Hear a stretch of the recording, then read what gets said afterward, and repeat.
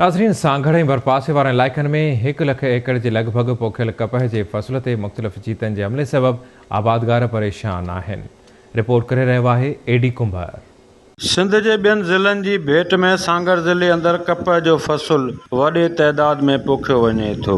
ज़राअत खाते जी बेध्यानी सबबि गैर मयारी ॿिज ऐं ज़रई दवाउनि जे इस्तेमाल सबबि 1 लख एकड़ जे लॻभॻि पोखियल फ़सुल खे मर्द वकोड़े विया। नंढा तोड़े वॾा आबादगार ॻणतियुनि में हज़ारें रुपया फ़ी एकड़ ते ख़र्च करे फ़सुल तैयार कयो वञे थो, मगर जॾहिं फुटी निसरण शुरू थींदी आहे त मर्दनि जे हमले सबबि गुल ॿाटी ऐं पन केतिरनि ई कीड़नि जी खोराक बणिजी कुमाटिजी वञनि था, जंहिं ते मुख़्तलिफ़ स्प्रे पिण कया वञनि था, पर मर्द घटिजण बदिरां वधनि था। हिक पासे पाणी जी खोट त ॿिए पासे मर्दनि जे हमले सबबि हारी ऐं आबादगार सख़्त परेशान आहे। असीं मज़दूर गरीब माण्हू, असांजो पेट माना गुज़र सफ़र इन ही बनी थिया। जीअं त माना मर्द इहो माना आहे, असां दवाऊं स्प्रे करे करे थकी पिया पर मर्द थिरपस, साओ महलो, अछी मख, गुलाबी ऐं लश्करी सुंडी अहिड़ा ॿिज थियनि था, अहिड़ा अचनि था जिन जे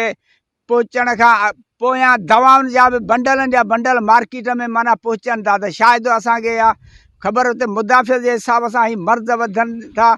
असांजो घणे ज़माने खां करे ज़राअत सां वास्तो आहे, त अॻु में इहो को मसइलो कोन हो। पाणी बि आहे, आसमान ज़मीन बि आहे, साॻी आबहवाऊं बि साॻियूं, पर हींअर जेको ही आहे सॼो सिस्टम ही थी सघे थो त ही 2 नंबरी जे हिसाब सां गवर्नमेंट जो कमु आहे त ज़िले जे हिसाब सां ज़िले जी हुकूमत DC वटि हूंदी आहे, इन सभिनी ॻाल्हियुनि ते कंट्रोल करे या नज़र रखे। ॿिज न भरनि, दवाऊं बि न भरनि, करे करे थकी पिया आहियूं, कुझु असर कोन थो थिए।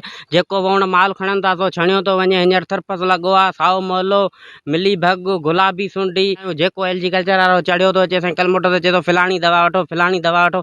असां दवाऊं करे करे थकी पिया आहियूं, असर कुझु कोन थो थिए। सिंध हुकूमत ऐं ज़राअत खाते सिंध खे घुर्जे त मार्केट में हलंदड़ गैर मयारी ॿिज ऐं ज़रई दवाउनि खे रोकण लाइ तकड़ा उपाउ वठे ऐं तबाह थींदड़ सिंध जी ज़राअत खे बचायो वञे, त जीअं सिंध जो पोरियत ऐं आबादगार फाका कशी खां बची सघे। कैमरामैन टीम सां गॾु एडी कुंभार, आवाज़ TV, सांगड़।